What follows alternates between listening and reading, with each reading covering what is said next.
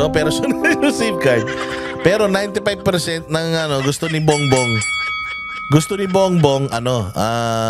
digital. So, magkaiba sila. Magkaiba sila ng isip. So, kinukontra niya yung mismong presidente niya. At para sa kanya, siya yung tama dahil siya yung nagsasalita. Putang ina, no? Ang lupit ng topak. Ay, nako, ewan ko sa inyo. Diyos ko po. Di ba? So, yun kasi yung gusto ng presidente. Bakit binabago mo? Bakit ang opinion mo bilang isang abogado, mali, iba dun sa opinion ng presidente natin.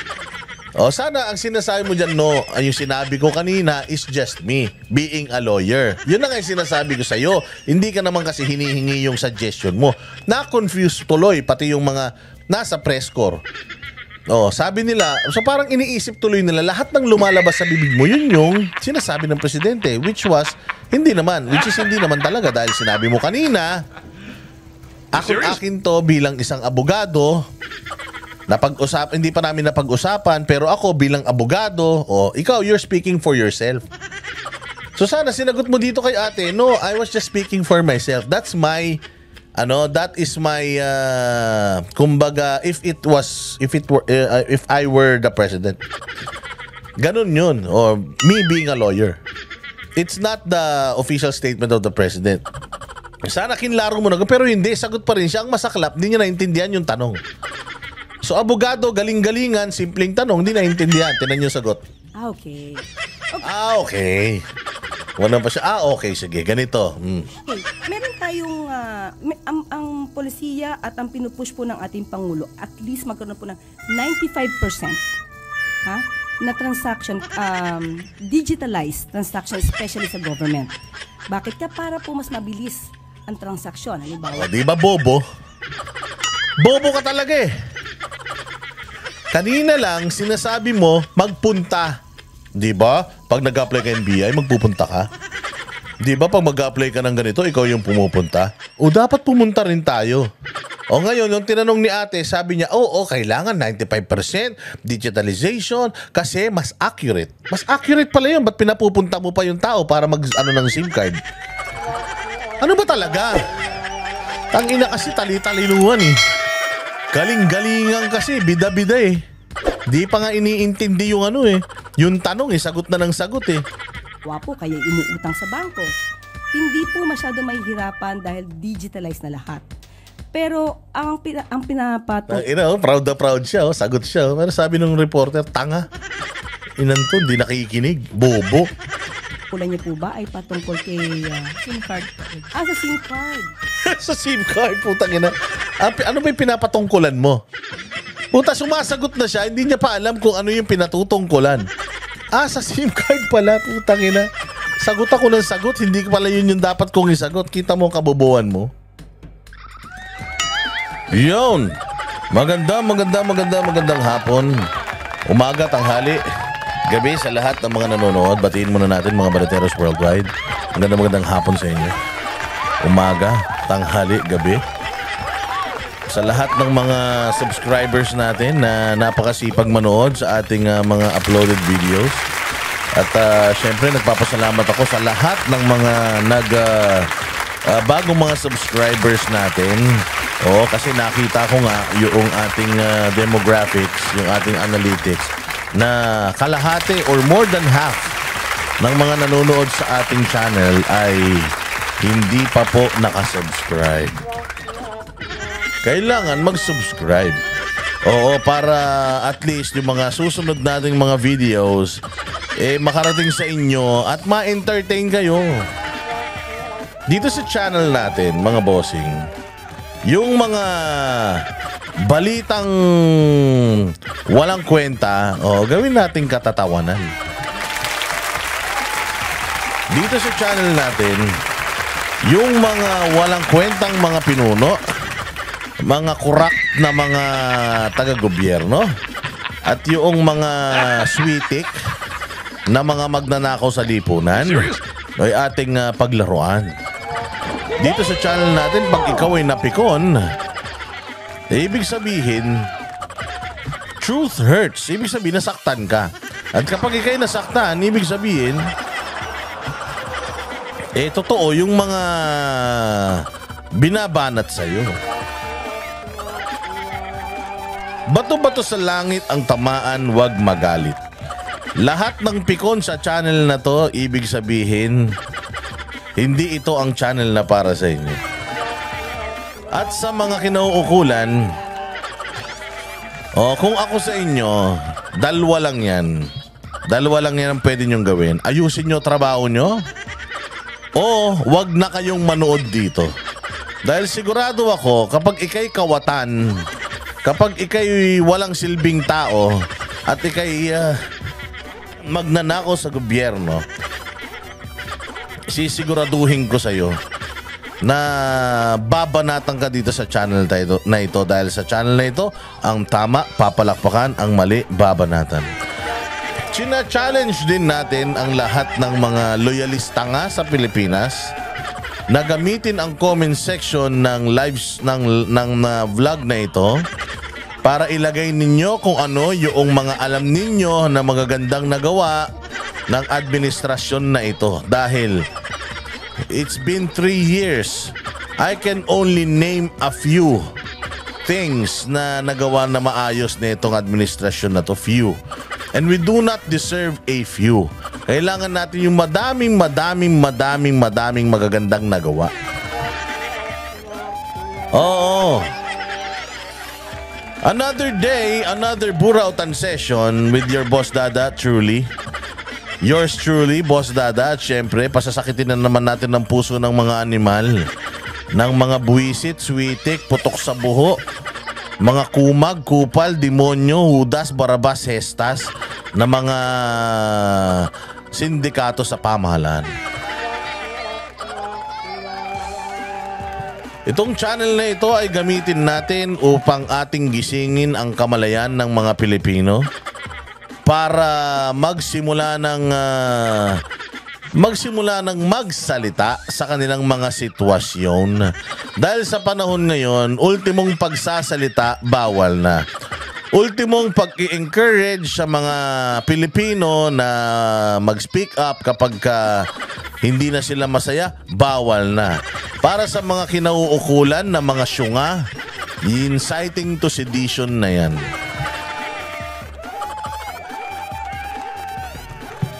Inciting to sedition na yan, mga bossing. Kapag kaganyan ang tawag din pag ganyan ang mga bitawan mo, yari ka. Oo, ano na yan? Kulong ka na yan, timano.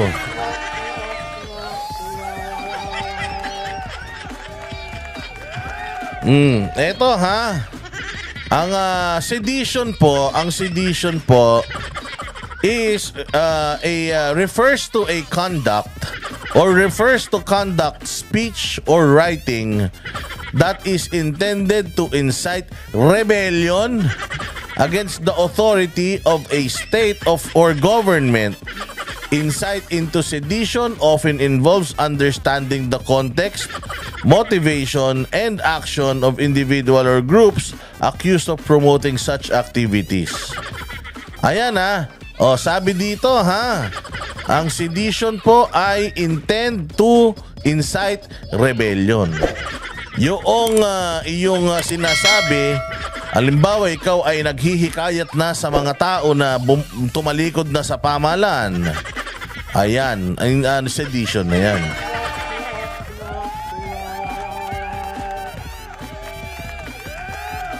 Sabi nga, it's crucial to distinguish between sedition and legitimate forms of dissent or free speech.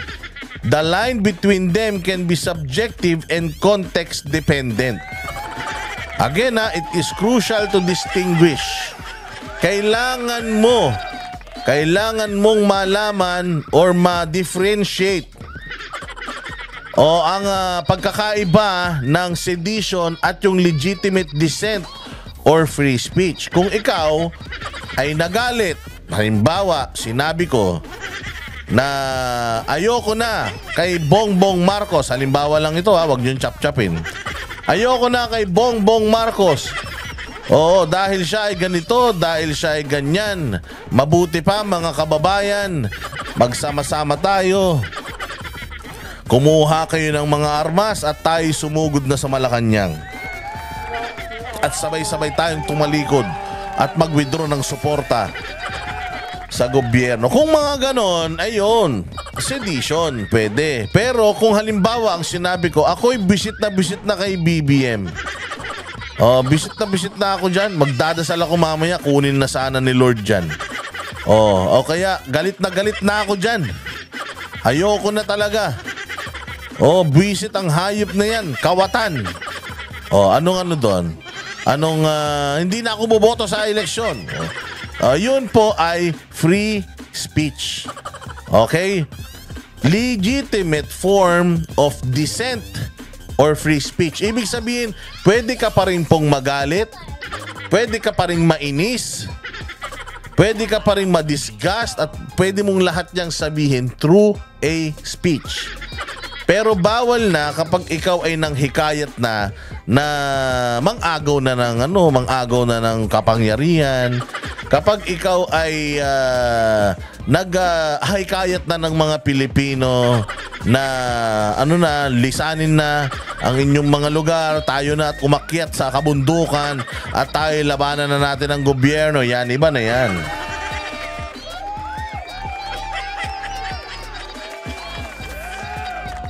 Ayan, sedition often arises in environments of political unrest.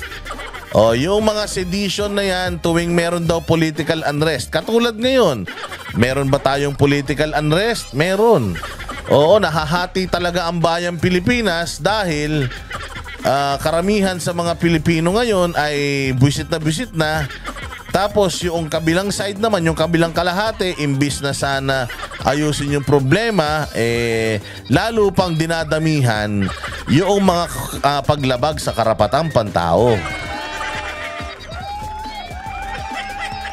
Ayan, when there is a perceived injustice or widespread ng dissatisfaction with the government policies, diyan daw lumalabas yung mga galit ng tao. And sometimes when people are being hateful, the government is kumbaga looking at it as seditious.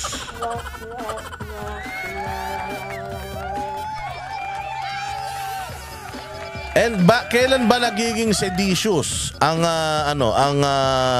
mga tao? Halimbawa, kailan ba nila nararamdaman na maging seditious sila? When they feel oppressed or believe peaceful methods of change are ineffective. Ibig sabihin na frustrate na ng sobra-sobra kung yung kanilang mga ginagawang pagbatikos ay hindi pa rin pinakikinggan, doon nagiging seditious. Pero pwede kang bumatikos hanggang sa hindi rin sila nagsasawang magnakaw.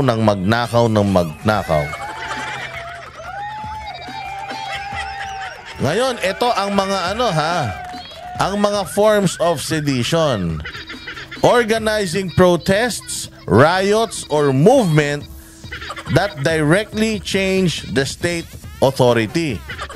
Okay, so kapag ikaw hindi ka pa nag-oorganisa ng mga protesta, ng pagrarayot, ng looting, at ng merong directly pag-challenge sa state authority o sa mga otoridad ng pamahalaan, ayan, pwede yan maging seditious. Kapag ka ikaw ay ginawa mo mga yan.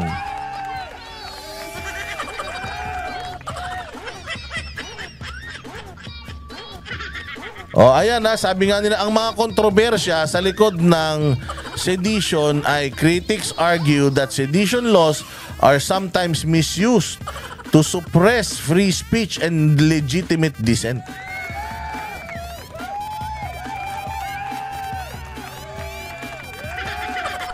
Yun ang doon, yun ang pinakamasaklap sa lahat. So yan po ang mga basic na kaalaman natin patungkol sa sedition. At patungkol sa freedom of expression. No, kasi kapag ikaw nasa side ka ng naglalabas ng iyong saloobin, freedom of expression. Pero kapag nandoon ka sa kabila nung side na ikaw yung binabatikos, ang tingin nila dyan, seditious na. Well, hindi po. If you can just open your mind and you will just listen, you'll just open your heart and listen to the grievances of the Filipino people, you'll never think that what we are doing is seditious and what we are doing is just rolling and what we are doing is destabilizing. Hindi po. Kami po, kaya po kami sumisita sa mga nasa gobyerno. It's because apakaikli lang po ng panahon ng inyong panunungkulan bilang mga halal ng taong bayan. And we cannot afford to waste at least even a day, even a minute of your time being voted by the people. Kaya kami, gusto namin sana, since tinakbuhan nyo naman yung mga posisyon na yan, since kayo naman ay nangampanya sa mga posisyon na yan, ay sana, ang nais lang namin mga Pilipino, do not waste time and just work until we reach our goal. Kasi wala pong gobyerno sa buong mundo na 100% ng kanyang constituency ay napabilib niya or nakuha yung respeto niya or naniniwala sa kanya. You cannot please everybody. There will still be a handful of people, if not all of them or half of the population, will not like kung ano yung ginagawa mo. Oo, dalawa lang yan. Kaya mo bang isolve yung problema na sinasabi nila, or wala naman talagang problema, galit lang sila sa'yo? Kami po sa mga Duterte, hindi po kami galit kay Bongbong Marcos. Karamihan nga sa mga DDS bumoto sa kanya eh. Bakit? Kasi nga ang akala ng nakakarami, siya po ay tutugon sa kanyang pangako na lahat ng mga sinimulan ni Pangulo na Duterte ay isusunod niya. It turned out hindi nangyari yon. Kaya nga po nagkaroon na rin ng massive na pagbaliktad from supporters ng Uniteam. Biglang napakarami na kagad ng mga Pilipino, if not half, big amount of or big numbers or population of Filipinos ang talaga namang ayaw na sa administrasyon na ito, dahil kita mo naman harap-harapan yung kabulastugan eh. Nung nakaraan, meron silang sinasabi meron silang sinasabing tulay na ginawa ni PRRD. Meron silang tulay na ginawa ni PRRD, mga bossing, na nung 2017 yung tulay na yun ginawa. Yung tulay na yun nagawa naman ng maayos. Maayos yung pagkakagawa. Ngayon, ito lamang pong nakaraan, mga bossing ito lamang pong nakaraan, ayan pong tulay na yan ay pinondohan. Pinondohan niyang tulay na yan, dyan yan sa may sa may ang tawag dito sa may Cabagan, Isabela sa norte.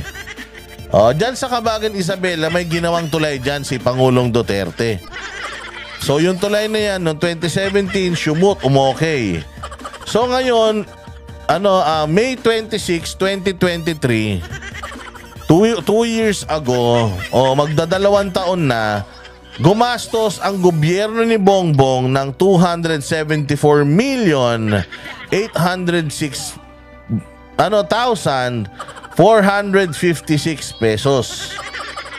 Gumastos sila ng ganong kalaki para sa pagpapalakas na itong tulay na ito. Pagpapalakas ng tulay So noong 2023, ang source of fund ay GAA 2023.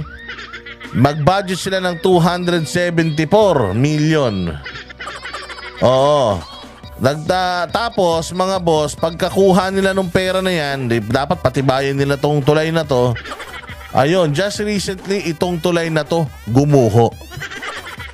O ngayon, anong ginagawa ng mga ulaga? Yung pagguho nitong tulay na to, isinisisi nila kay Duterte dahil nga Duterte legacy. Itinayo daw yan noong 2017. Therefore, ano pa yung presidente? Duterte pa yung presidente. Na hindi nila alam na gumastos tayo ngayon ng 274.8 million. Hindi ko alam kung 274 billion to 806,000 456. Hindi, million lang to. 274,806,456. Gumastos tayo ng kulang-kulang 275 million para mapatibay itong tulay na to noong 2023 na ngayon gumuho. So kaninong kasalanan?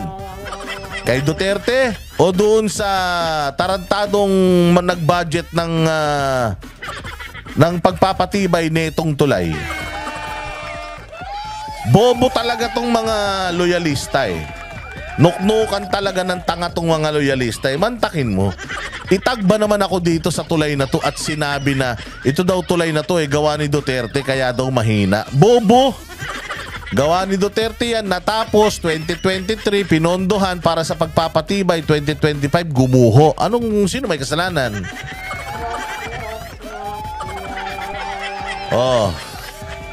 Hindi ba yan hindi ka ba naman maiinis dyan mga partner? Hindi ba naman kayo mapipikon kapag kami mga nababasa kayong ganyan? Ngayon magagalit sila. Magagalit sila ngayon mga bossing na magmumura tayo. Magagalit sila ngayon mga bossing na minumura natin sila. Abay, ganito kalaking pera ang mga nawawala araw-araw dahil sa mga palpak na proyekto nyo.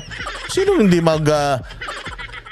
hindi magagalit? Ultimong sa buhay namin, siguro kahit na mga 10 beses kami mabuhay sa mundo, we can never acquire that 274 million. Not in this lifetime, and the next lifetime, and the next lifetime. Napakalabo na makuha namin yun. Tapos sinasayang nyo lang sa ganito. Paano ba naman yan? Hindi ka ba naman mamumura? Hindi ka ba naman magagalit? Hindi ka ba naman maghihikayat dun sa mga tao na paggalit kayo, magsalita kayo?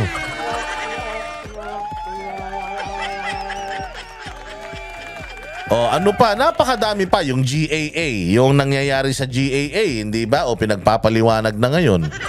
Yung mga pinagpapaliwanag na po ngayon, mga bossing, yung mga yung mga congressman patungkol dyan, tsaka senador patungkol dyan sa GAA dahil mantakin mo, pirmado yung papel na puro blanco. Tapos nung hinihingi yung enroll bill, walang pirma. Yung blanco may pirma, yung enroll bill walang pirma. Tapos isinisisi sa mga ordinaryong empleyado ng Kamara. Hindi ka ba naman mapapamura? Afghan refugees, pumasok na. Pumasok na ang Afghan refugees sa Pilipinas. Hirap na nga tayo.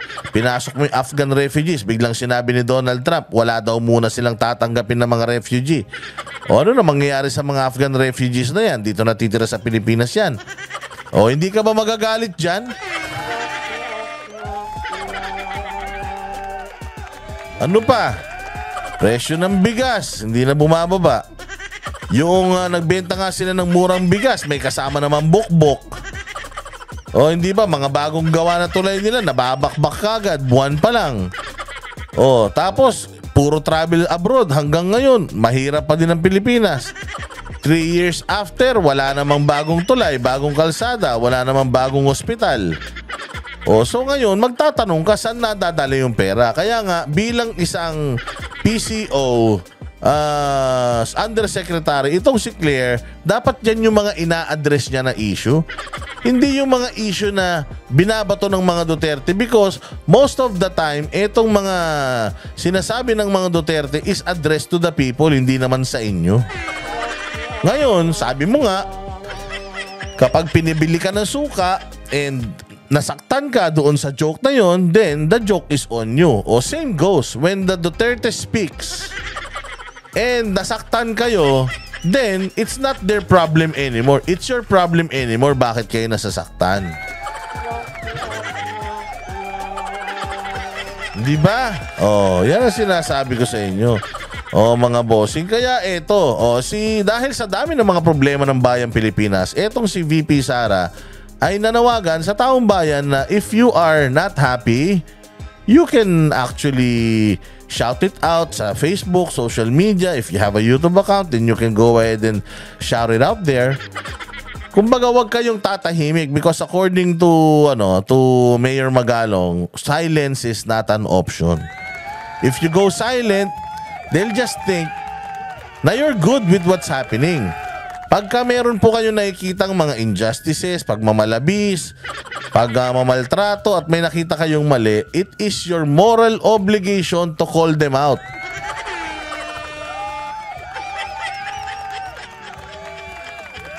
Ngayon, kung wala kang ginagawa, banjing-banjing ka lang, and then at the end of the day, bigla ka magre-reklamo, then you should ask yourself, what have you done so far to at least make them change the system?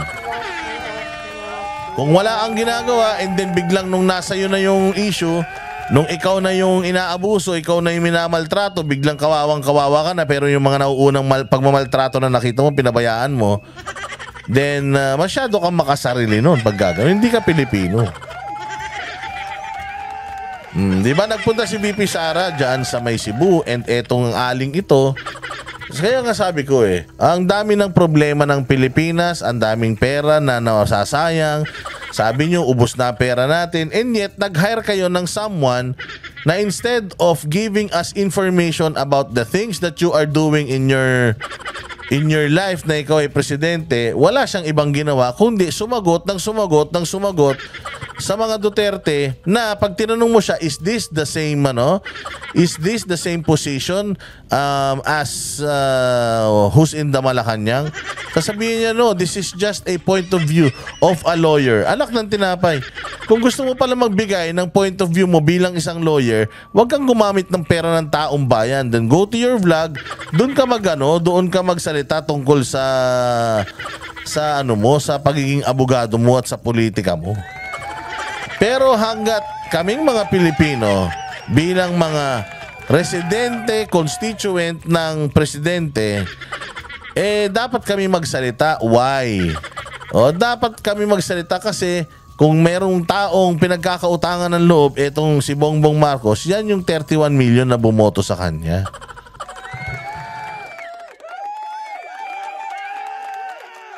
Ngayon, pakinggan natin itong bagong panayam sa aso ng Malacanang. Na ang trabaho sumusweldo, ang trabaho yakyakan. Lahat ng mga comment ng mga Duterte bantayan. Actually naman kasi dito, alam naman natin na ang magulo dito yung mga media, yung mahilig magtatatanong. It's up to you naman kasi whether you can answer. If you cannot answer the question, then do not answer the question. If you do not know the answer to the question, then do not answer the question. If you are not in the mood, do not answer the question. More so, if it is not your job, then lalong-lalong dapat hindi mo ginagawa. Di ba? Sige, pakinggan natin itong kanyang panggagalaiti na naman kay VP Sara. Pinalaan ng palasyo si Vice President Sara Duterte sa panghihikayat daw nito sa publiko na maglabas ng hinanakit sa administrasyon. Anong masama doon? Kung ikaw hikayatin kita, masama loob mo? Masama loob mo? Mahal bigas? Gutom ka? Walang pambaon, mga bata, walang pang-eskwela? Ay, pinalayas kayo sa bahay? Dahil wala na kayong pambayad ng upa? Ay, wala kayong ayuda? Hindi ba? Kapag ang isang tao ay may suliranin, anong gagawin niya, mananahimik? If a person needs help, di ba, how do you look for help? Di ba, you shout, help! I need your help, di ba? So these people who needs help, itong mga tao na to na feeling nila hindi sila pinapansin ng administrasyon, anong gagawin nila? Haantayin kayo na mapansin nyo sila. Paano nyo sila mapapansin kung hindi sila magsasalita? Paano nyo malalaman na mali na yung ginagawa ninyo kung wala na magkikriticize sa inyo? Paano nyo malalaman na hindi na masaya ang tao sa inyo kung hindi nyo titingnan yung temperatura ng mga tao tungkol sa inyo?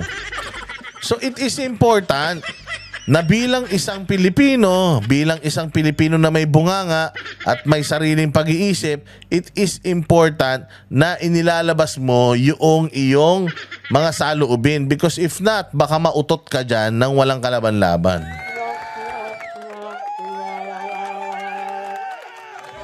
So the Vice President is calling for Filipinos who are affected by poverty to what? To ask the government and to be angry. Sino ba naman hindi magagalit? Hindi mo alam kung may kakainin kayo bukas o wala. So bawal daw yun. Pero ang tanong, did Inday Sara even mention na hindi na kayo mahal ng gobyerno? Mag-armas tayo, makibaka tayo, at tayo ay magtago sa kabundukan, ambusin natin yung mga sundalo, sunugin natin yung mga hindi nagbabayad ng revolutionary tax. Hindi ba? Yun ang doon. Yun ang sa tingin ko talagang medyo delikado doon sa mga salitaan na ganyan. Pero kung lang naman, kung di na kayo masaya, siguro maraming susumbong sa kanya. O sabi niya, kung di na kayo masaya, do not vote for his slate. Do not vote for him. Or might as well, while you do that, samantalahin mo na, banatan mo na sila ng banatan. Babala ng Malacanang pwede ang mauwi sa kasong sedisyon. Nasa frontline balitang yan si Maricela Lili. Bumuelta ang Malacanang sa pahayag ni Vice President Sara Duterte na pwede raw ipakita ng taong bayan ang kanilang galit sa gobyerno. Pwede naman talaga eh. Kailan ba kasi pa pinagbabawal yun? Natatandaan natin, hindi ba? Kaya nga tayo nagkaroon ng people's power or people power at revolution noong panahon ng tatay mo. It's because nagalit na sila, napuno na sila, kaya napuno din ang EDSA. So ngayon, ang ibig mo sabihin, bawal lang silang magalit? Claire, totoo ba to? Na ang mga Pilipino bawal lang magalit sa presidente? Hindi totoo yun. Ang mahirap, yung wala ka namang ikakagalit tapos nagagalit ka, baliw ka na nun. Pero yung ganito nangyayari sa bayan natin with all the problems that we are facing, lalo ngayon mag-i-eleksyon. Tapos sasabihin mo, wag pa rin magalit. Sabi ko nga sa inyo, ako nung nakaraan, nandiyan ako sa Bulacan. Nangangampanya tayo, nag-public speaking tayo, ipinakilala natin yung PDP laban sa mga tao dyan sa Bulacan. Pagkatapos, mga bossing, napitan sa akin lahat, nanghihingi lahat ng pera, bigas, may reseta, may namatay.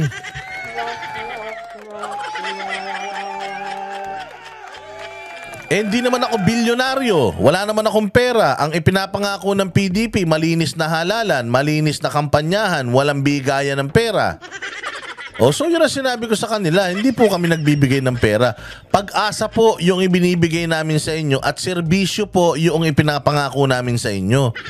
Hindi kami magbibigay ng ayuda because in the first place, yun nga po yung iniiwasan natin, yung magbigayan ng ayuda. Kasi nasasanay na kayo sa ayuda. Makinig kayo sa plataforma. Huwag kayong makinig sa ayuda. So suma total, ang pinupunto ko dito, ganun kahirap ang mga tao. Mantakin mo, pumupunta sila sa mga meeting di avance, pumupunta sila sa mga town hall meeting in the hopes na makakain sila doon, in the hopes na makahingi sila ng pera. Tapos hindi tayo magagalit, ganun na kahirap ang bayang Pilipinas. Ang ibang bansa, nagpapabilisan na ng tren, nagpapataasan na ng building, nagnanakawan na ng teknolohiya. Dito sa atin, ang ninanakaw pa rin natin pera. Ang pinag-uusapan pa rin natin, i-impeach ang Vice President. Ang pinag-uusapan pa rin natin mga namatay sa drug war. Nandoon pa rin tayo. So paano tayo aabante? Paano tayo uunlad kung yung mga dating karatig bansa natin dito sa Asia, ang yayaman na? Cambodia, Burma, Timor-Leste, nauunahan na tayo ng mga yan. Ngayon ko nga lang narinig yung mga bansa na yan eh. Paano matuturing na sedisyon yan? Lalo na kung sinabi mo na if hindi na kayo masaya, then mag-ingay kayo at magreklamo. Magreklamo lang yung sinabi niya, bawal magreklamo. Buti sana kung sinabi ni Inday, kung hindi na kayo masaya, pumunta na kayo, kumuha kayo ng batuta, kung ano armas, kutsilyo, o kaya basag na bote, tapos pumunta na tayo sa Malacanang at agawin na natin. Palayasin na natin yan. Yun ang inciting to rebellion at yun yung hindi maganda. Pero yung ini-encourage lang ni VP Sara, yung mga Pilipino na maging matapang at maging vocal sa mga pang-aabuso sa kanila, hindi yun mali. Claire, abogado ka pa naman. Sinabi yan ni VP Sara nang mag-ikot siya sa ilang barangay sa Cebu City kahapon. Giit niya, protektado ng saligang batas ang karapatan ng kahit na sino na ipahayag ang kanilang hinaing sa administrasyon. Eksaktamente, ipahayag yung kanilang hinaing. If in the process of saying that super frustrated na may nasabi siyang a little bit seditious or a little bit na sobrang frustrated yan siya, may mga nasabi na siya na hindi niya dapat sabihin, o anong gagawin ng gobyerno? O call out mo yung attention and then sabihan mo yung nagsasalita na masama ito because baka makulong ka dito, hindi mo magugustuhan. Huwag mo na itong uulitin. But in the case of VP Sara, her asking people to air their grievances sa gobyerno, that still falls under the freedom of expression. Pero babala ng palasyo, isang hakbang na lang ito bago ituring na sedisyon. Bantay mo munang humakbang dun bago ka magsalita. Ang tanong, Claire, ito malinaw na tanong. Meron bang seditious sa sinabi ni Inday? Meron, wala? Wala. Kung wala, putang ina, ano pang kinukuda mo? Ano pang ini-statement mo kung wala namang seditious dun sa sinabi niya? Wala namang rebellion dun sa sinabi niya. Anong dinadaldal mo? Unang-una, nakakalungkot po. Anong nakakalungkot? Nakakalungkot na ano? Na mula sa pangalawang pinakamataas na leader ng bansa, ay mukha pang nag-i-encourage siya sa mga tao na magalit. Oo. Hindi niya ini-encourage na magalit. Bobo ka pala talaga eh.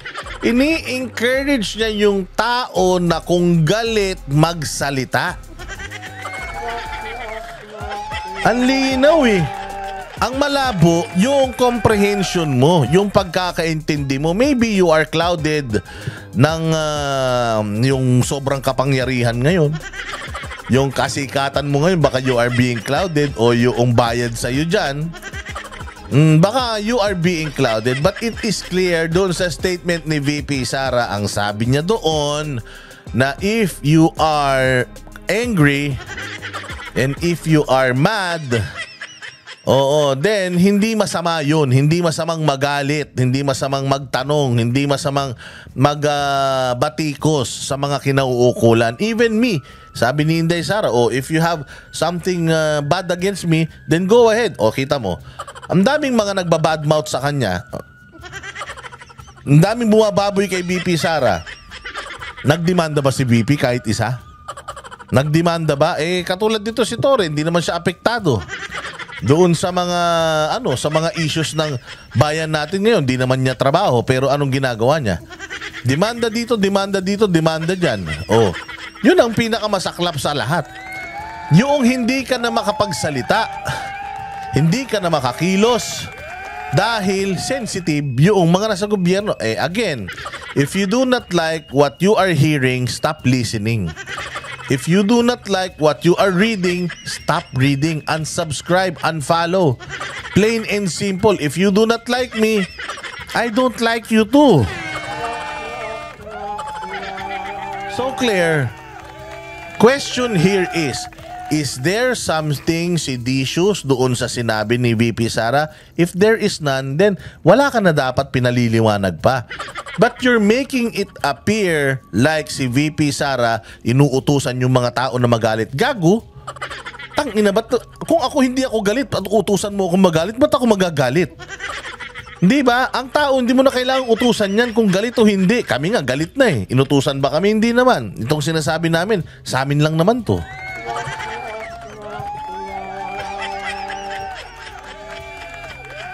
Ulitin natin sinabi ni VP Sara. Hapon, giit niya, protektado ng saligang batas ang karapatan ng kahit na sino na ipahayag ang kanilang hinaing sa administrasyon. Karapatan ng kahit sino ang ipahayag ang kanilang hinaing sa administrasyon. Anong mali doon, Claire? Anong mali doon? Anong sinasabi mong nakakalungkot na sa side niya, nag-encourage siya ng galit? No, she's encouraging for you to speak up when you are mad. If you're angry, you speak up, 'di ba? That's within your freedom of expression, the right to freedom of expressing yourself. Ano ba naman tong abogado na to? Walang kokote. Pero babala ng palasyo, isang hakbang na lang ito bago ituring na sedisyon. Unang-una, nakakalungkot po na mula sa pangalawang pinakamataas na leader ng bansa ay mukha pang nag-i-encourage siya sa mga tao na magalit sa gobyerno. Diba? Meron ba sinabi si VP Sara na gano'n? Magalit tayo sa gobyerno? Ikaw, hindi ka galit? Magalit ka. Ano ka ba?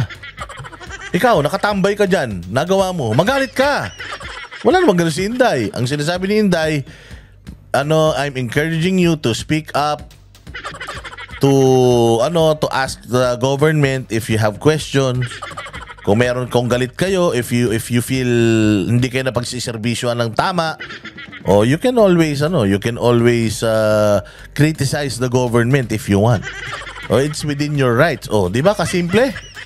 Hirit pa ni Castro, bakit ngayon lang daw nagsasalita ang bise? Ngayon lang nagsasalita ang bise? Kung hindi ka ba naman tanga? Ang tagal nang nagsasalita ng bise. Bobo! Alam mo ba, noong una, ayaw magsalita ng bise. Nagtatrabaho lang siya. Binabanatan siya. Sabi niya, wag na muna natin pag-usapan yung 2028. Dito muna tayo sa 2025. Dito muna tayo sa kasalukuyan. Trabaho muna tayo. Ikaw na nagsasabi. Noong pagdating doon sa South China Sea, hindi rin siya umiimik. Diba? Ngayon naman na nagsasalita na siya, nagagalit ka naman, ba't ngayon lang nagsasalita? Tanga ka pala eh. Tsaka hindi lang ngayon nagsalita si VP Sara. Ang tagal-tagal niya na nagsasalita. Ngayon, kung ang sasabihin mo, ba't ngayon ka lang nagsasalita? Bakit nung panahon nung tatay mo, hindi ka nagsasalita? Bakit? Ano bang problema nung panahon nung tatay niya? Tuwan-tuwa nga kami sa pamumuno nung tatay niya eh. Kaya nga kami gigil na gigil ngayon eh. Kasi ang ganda ng pamumuno ng tatay niya, tapos yung pamumuno nung ngayon, bulok. Alam nga naman magsalita siya sa pamumuno ng tatay niya. Alam naman niya na maganda yung ginagawa ng tatay niya. Besides, maganda rin naman yung ginagawa niya as mayor. Bakit siya makikialam sa national? Noon, mayor siya. Ngayon, national siya. Dapat lang makialam siya sa national, tama? Samantalang mas malala pa raw ang sitwasyon nung panahon ng kanyang ama na si dating Pangulong Duterte. Pero bakit naman ngayon lang? Mas marami naman din pong nangyari nung panahon ng kanyang ama. Anong nangyari? Sige, pag-usapan natin yung mga nangyari nung panahon ng kanyang ama, ha? Ang passport naging 10 taon. Ang lisensya naging 10 taon. Nawala ang red tape. Bawal na nakasimangot yung mga ahente, mga tawag diyan, mga empleyado ng gobyerno, bawal. Nagkaroon ng Marawi siege, naayos naman niya. Nanalo naman tayo sa laban against ISIS diyan sa Marawi. Maraming mga bagyo, maraming mga lindol, konti lang ang nalagas sa atin. At dumaan ng pandemya, nairaos naman tayo ni Duterte. Anong sinasabi mo?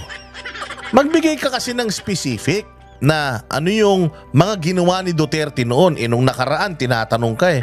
On top of your head, ano yung ginawa ni Duterte na masasabi mong diktador siya? Wala kang nasagot. Tapos ngayon nagbibitaw ka na naman ng ganyan. Mamaya may magtanong na naman sa'yo, ma'am, ano po yun? Ano yung mga masasamang ginawa ng tatay niya noon? Kasi kung ang sasabihin mo war on drugs, ma'am, mag-ikot ka sa buong Metro Manila, buong Pilipinas, and you ask the people, ano ang nagustuhan nila kay Duterte?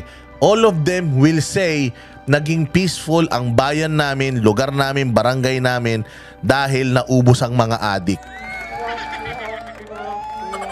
Magbigay ka ng example, hindi yung pumupropaganda ka. Abogado ka eh, tapos pumupropaganda ka.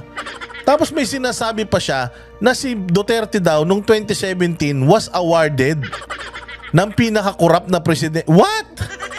can you Google kung sinong pinaka-corrupt na presidente sa Pilipinas? Can we ask ChatGPT kung sino kung sino yan? Who's the most corrupt? Who's the most corrupt Philippine president? Subukan lang natin kung sino lalabas.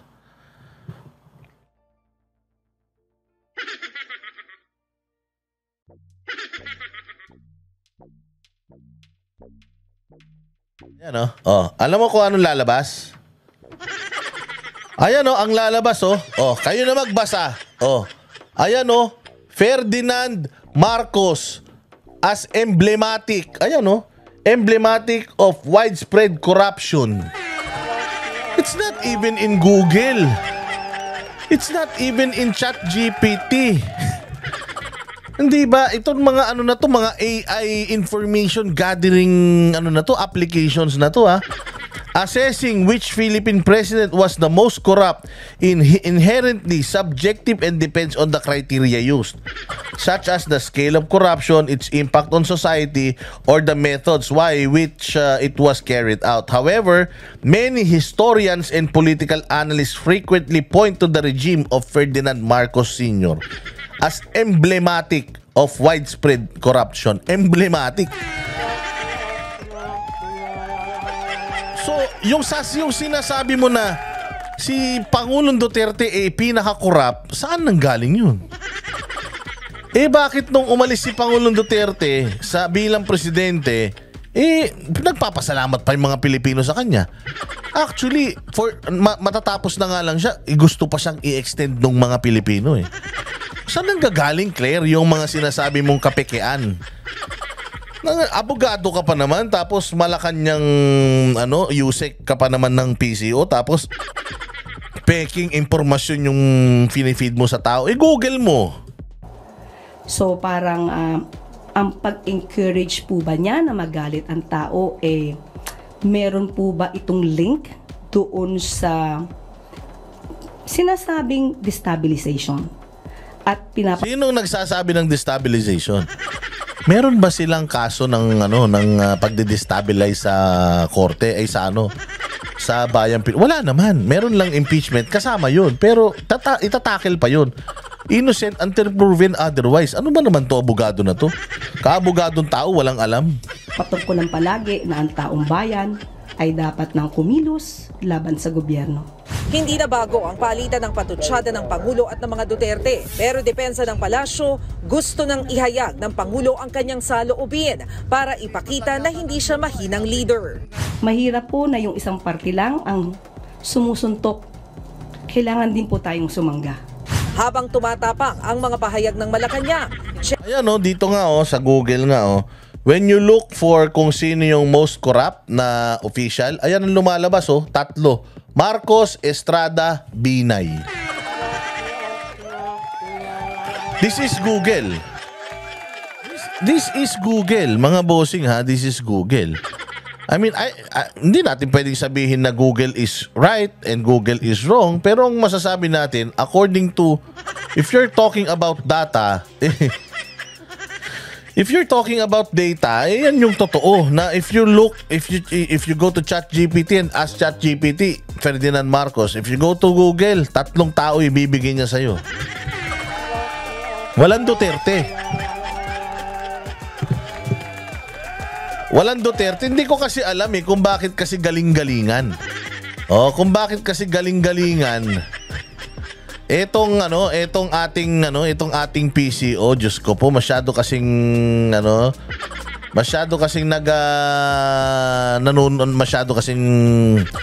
galit lang sa mga Duterte, kaya kung ano-ano na sinasabi. Again, your job is you are the representative of Bongbong Marcos sa Pilipino para sabihin sa amin, ipakita sa amin where our taxes go.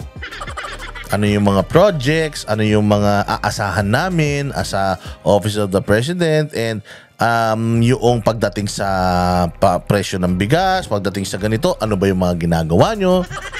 Yun yung trabaho mo. Pabanguhin yung amo mo. Alamin mo anong ginagawa ng amo mo, then i-report mo sa amin. Yun ang trabaho mo. Hindi mo trabaho na pumunta ka dyan tapos araw-araw lang ang buong bibig mo yung mga statement ni VP Sara. Para ka talagang vlogger ng mga tanso. Kasi kami ganito. Kaming mga vloggers na ang lining namin, mga Duterte, pagka meron kami reklamo, ano kami, pinapakita namin kung ano yung reklamo namin. Consistent kami. Ito reklamo namin sa iyo, Bongbong. Reklamo namin sa inyo, Congress. Reklamo namin sa inyo, PNP. Ito reklamo namin sa inyo. Ganun kami. Kayo, kayo ang ginagawa ninyo, pag ako nagreklamo, babatikusin nyo ko saan? Si Boss Dada, ang cute-cute talaga. Ang pogi-pogi. Hindi nyo labanan yung content ko ng contra-content na nagsasabing, ikaw naman Boss Dada, ang dami mong angal. Eto ginagawa ni Bongbong Marcos sa Pilipinas. Eto ang ganda ng ospital. Eto ang ganda ng kalsada Eto ang ganda ng programa para sa mga sa mga magsasaka natin Yun ang dapat na ginagawa ninyo instead of banatan nyo kami at banatan nyo yung mga Duterte, because again, the problem of the Philippines is not the Duterte. The problem of the Philippines is you.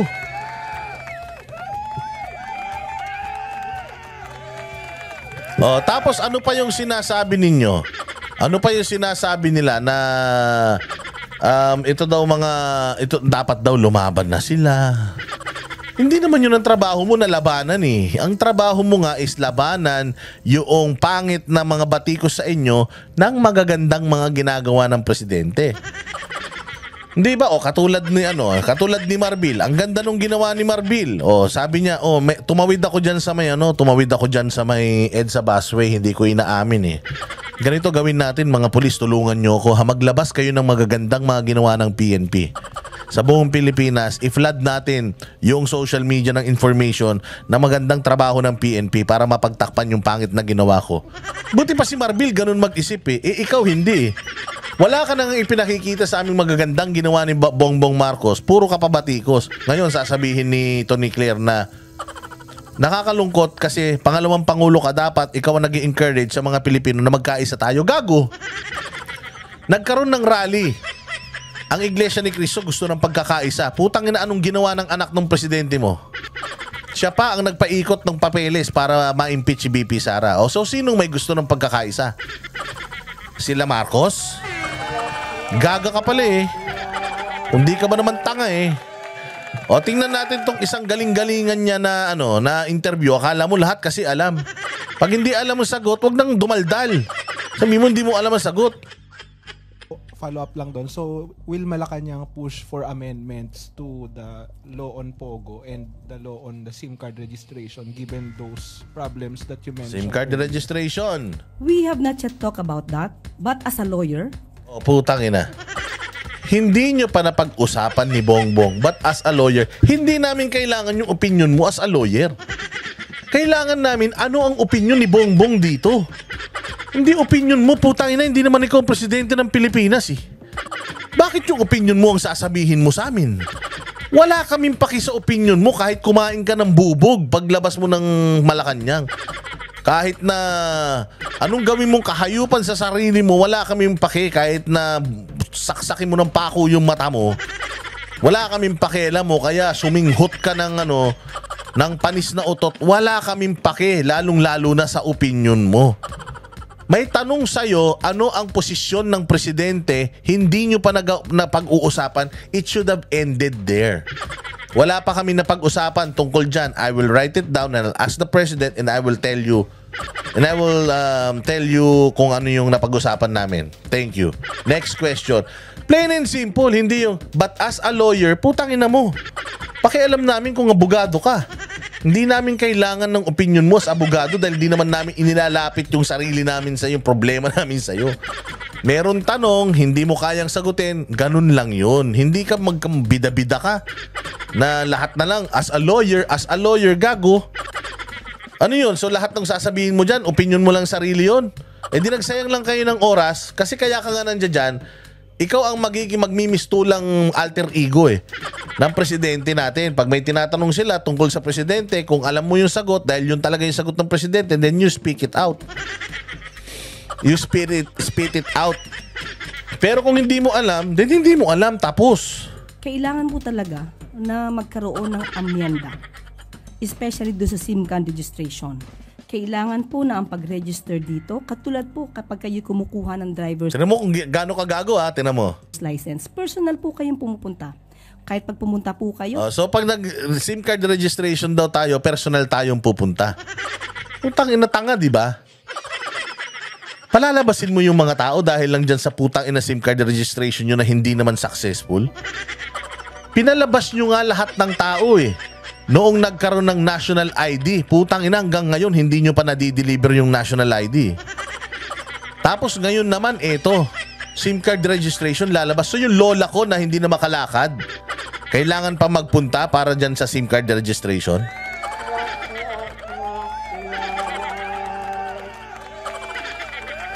Tanga lang.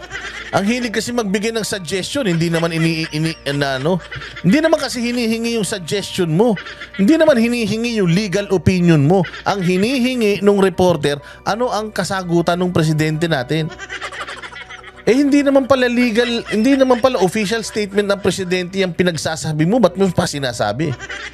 Di ba? Bida-bida kasi. Oh, sige, diretso. at kumuha po ng NBI clearance, pumupunta po kayo ng personal.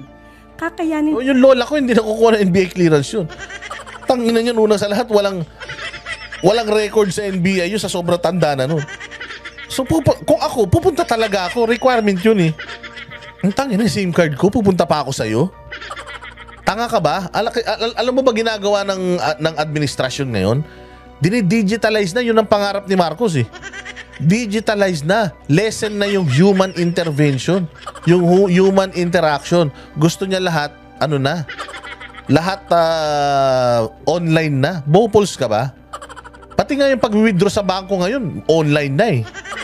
Di ba? Malilipat mo na ng mga account kung saan-saan yung pera mo eh. Dahil online na ngayon, tas ikaw, putangin na, gusto mo ibalik tayo sa nakaraan. Gusto mo back to Stone Age tayo, punta pila-pila kami lahat kami na may SIM card. Alam ba kung ilang milyong Pilipino yan? Kaya nyo i-accommodate yan, ma'am? Kaya mo? Po natin ito, marehistro ng tama ang mga SIM cards natin para maiwasan po yung mga ganitong klaseng scams na kahit na lang sino, bumibili na lang ng SIM card, may bayad, bumibili sa iba, binebenta ang kanilang identity. Mahihirapan po tayong sugpuin ng krimen kapag po ganun na nangyari. So it's accurate. Ayan o, anong sabi nito? Tinan mo sasabihin nito Bopols kasi, tinan mo sagot. Say that Malacanang is open to amendments to both the laws on SIM card registration and POGOs. Kung yan po ang makakabuti sa interes ng taong bayan, gagawin po natin at kami po ay magiging tulay din po para po ito ay masiayos. Masawata.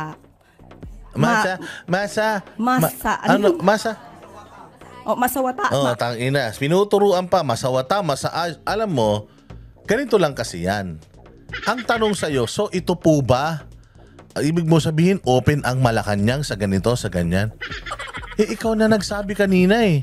Hindi nyo pa napag-uusapan ng presidente. Tapos sasagot ka in behalf of your president. Sasabihin mo na yes, open kayo. Sabi mo nga, hindi nyo pa napag-uusapan eh. So, you're acting as a president already? Tapos, feeling mo presidente ka na porket na utal-utal ka? Utal-utal yung presidente, pero pucha naman, pakaina naman ang kukote mo to eh. Ayos. Salamat po. Death Narciso, ZRH. Follow up lang po dun, ma'am. Ito maganda. Ito yung follow-up, Kasi kung binabanggit po ninyo na yung registration dapat ay gawin dun sa mga ahensya or offices, hindi po ba taliwas yun dun sa gusto ng Marcos administration na digitalization? Ang ganda ng tagot. Yun yung sinasabi ko eh. We are going or headed to digitalization. So yung sinasabi mo na physically magpunta kami doon to register our SIM card, do you think it contradicts yung una nang sinabi ng presidente natin? Kasi naman, hindi ka naman kasi presidente, hindi mo naman inaalam muna kasi yung mga bagay-bagay, daldal ka ng daldal. O, kita mo to. Ganyang kabobo yung abogado na yan. Simpleng tanong hindi niya maiintindihan yan. Hindi niya magigets yan. Ang tanong is, pupunta tayo, SIM card registration, digitalization, tapos physical, hindi ba? It defeats the purpose of digitalization. The reason why we are encouraging the digitalization because of the digital age, less po yung human interaction and intervention. Minsan nga maganda sa digital na transaction, walang corruption kasi nga less yung human interaction walang fixer. Di ba? So yun kasi yung gusto ng presidente, bakit binabago mo? Bakit ang opinion mo bilang isang abogado, mali, iba dun sa opinion ng presidente natin. Sana ang sinasabi mo dyan, yung sinabi ko kanina is just me being a lawyer. Yun na nga yung sinasabi ko sa'yo. Hindi ka naman kasi hinihingi yung suggestion mo. Na-confuse tuloy, pati yung mga nasa press corps. Sabi nila, so parang iniisip tuloy nila, lahat ng lumalabas sa bibig mo, yun yung sinasabi ng presidente, which is hindi naman talaga dahil sinabi mo kanina, akin to bilang isang abogado, hindi pa namin napag-usapan, pero ako bilang abogado, ikaw, you're speaking for yourself. So sana sinagot mo dito kay ate, no, I was just speaking for myself. That is my kumbaga, if I were the president. Ganun yun, or me being a lawyer. It's not the official statement of the president. Sana kinlaro mo na, pero hindi, sagot pa rin siya. Ang masaklap, hindi niya naintindihan yung tanong. So, abogado, galing-galingan, simpleng tanong, hindi naintindihan. Tinan yung sagot. Okay. Okay. Wala pa siya. Okay, sige, ganito. Okay, meron tayong, ang polisiya at ang pinupush po ng ating Pangulo, at least magkaroon po ng 95% na transaction, digitalized transaction, especially sa government. Bakit ka? Para po mas mabilis ang transaksyon. Halimbawa. Di ba bobo? Bobo ka talaga Kanina lang sinasabi mo magpunta. Di ba? Pag nag-apply ka NBI, magpupunta ka. Di ba? Pag mag-apply ka ng ganito, ikaw yung pumupunta. Dapat pumunta rin tayo. Ngayon, yung tinanong ni ate, sabi niya, kailangan 95% digitalization kasi mas accurate. Mas accurate pala yun. Ba't pinapupunta mo pa yung tao para ng SIM card? Ano ba talaga? Tangina kasi tali-talinuhan Galing-galingan kasi, bida-bida Di pa nga iniintindi yung yung tanong sagot na ng sagot Wapo, kaya umuutang sa bangko. Hindi po masyado mahihirapan dahil digitalized na lahat. Pero ang pinapatong... proud na proud siya, sagot siya. Pero sabi ng reporter, tanga. Inanto, hindi nakikinig. Bobo. Kulang niyo po ba ay patungkol kay... SIM card po. Sa SIM card. Sa SIM card, putang ina. Ano ba yung pinapatungkulan mo? Puta, sumasagot na siya, hindi niya pa alam kung ano yung pinatutungkulan. Sa SIM card pala, putang ina. Sagot ako ng sagot, hindi pala yun yung dapat kong isagot. Kita mo ang kabobohan mo. What do you mean? Hindi ko makuha po yung inyong tanong. Tanginang yan. Hindi mo nakuha yung tanong, sagot ka ng sagot? Hindi ka ba naman tanga?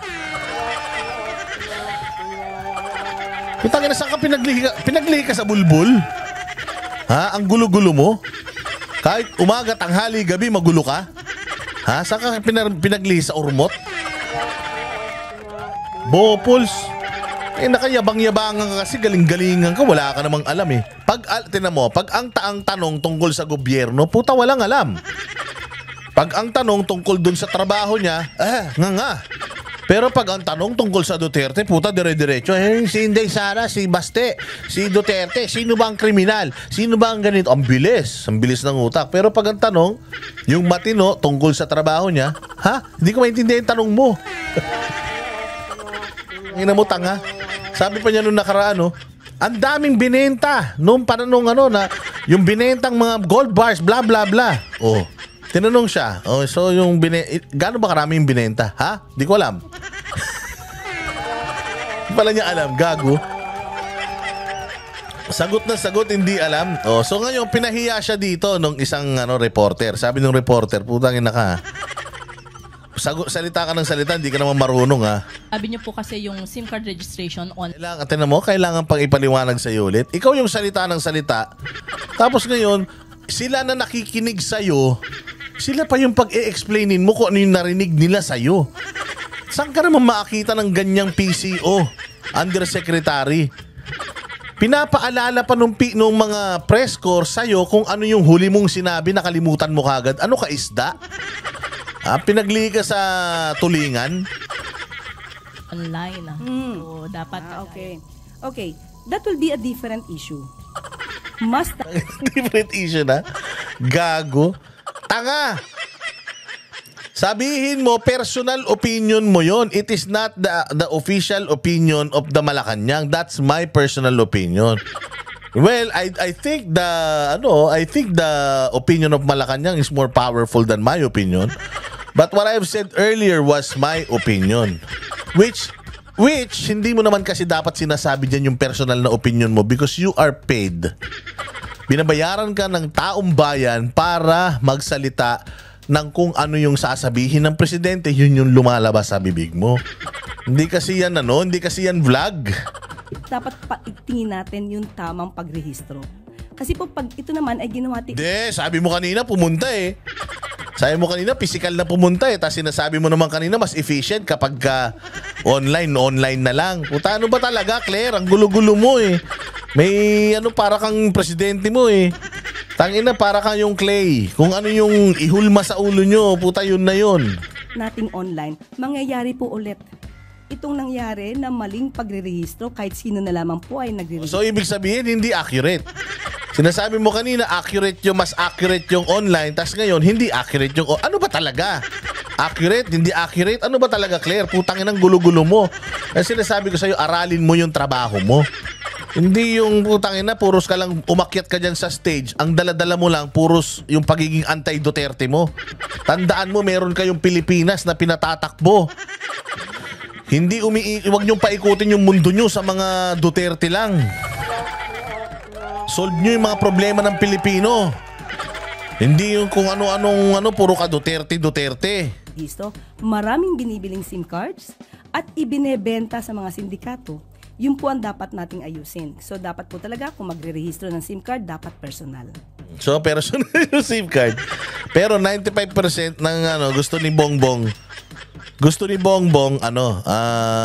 digital. So magkaiba sila. Magkaiba sila ng isip. So kinukontra niya yung mismong presidente niya. At para sa kanya, siya yung tama dahil siya yung nagsasalita. Putang ina ang lupit ng topak. Ay nako, ewan ko sa inyo. Diyos ko po. Again, maraming salamat sa inyong panonood. Sana na-entertain kayo dito sa malupitang balita na ito. O syempre, wala masyadong balita. Tahimik pa ang mundo ng politika ngayon dahil lahat ay busy sa kanilang pangangampanya. Kaya yung mga ganitong kabulastugan, kabubuhan ng mga pinapasweldo ng taong bayan, ito muna ang ating tatambayan. Hanggang sa muli, maraming salamat po sa inyong pagtangkilik. Oy, salamat sa mga nagpapasuper text dyan ha. Importante yan. Importante super text, hindi nyo madadala sa kabilang hukay yan, sa kabilang buhay yung mga kayamanan nyo na yan, kaya bawas-bawasan natin konti. Okay, maraming salamat sa inyo, mabuhay kayo, God bless us all and God bless the Philippines, you're amazing, more power.